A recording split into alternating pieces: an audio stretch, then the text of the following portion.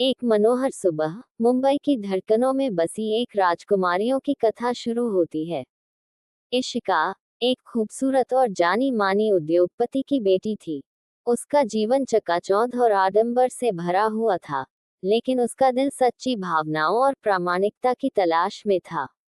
वही शहर के दूसरी ओर विवान था, जो एक प्रसिद्ध डिटेक्टिव था। उसकी जिंदगी अपराध की गुत्थियों को सुलझाने और सच्चाई को सामने लाने में बीत रही थी।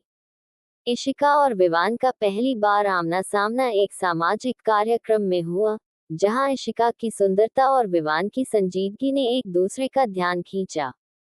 कुछ ही मुलाकातों में ये सिर्फ आकर्षण नहीं रहा और दोनों अनजाने में एक दूसरे के लिए गहरे भावनाएं निर्मित कर बैठे। इसी बीच मुंबई में कुछ रहस्यमयी हत्याएं शुरू हो गईं और विवान उस केस को हल करने के लिए लगा दिया गया।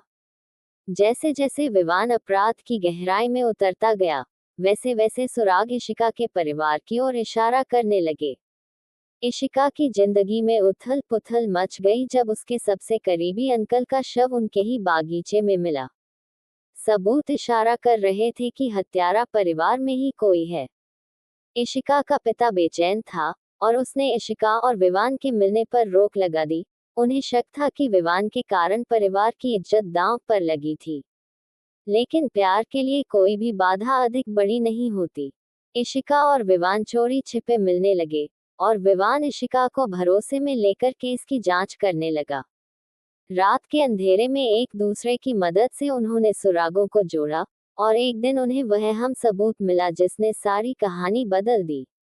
ये सबूत इशिका के किसी करीबी की तरफ इशारा नहीं कर रहा था, बल्कि यह एक ऐसी साजिश का पर्दाफाश करता था जिसे एक प्रतिद्वंद्वी व्यापारी ने रचा था।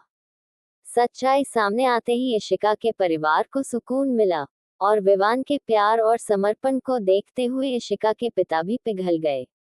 इशिका और विवान ने साबित कर दिया कि सच्चा प्रेम न केवल दो लोगों को बल्कि परिवारों और समाज को भी जोड़ सकता है। इस तरह इशिका और विवान की प्रेम कहानी क्राइम और प्रेम का पूर्ण मिश्रण बन गई और उनका प्यार एक दंत कथा की तरह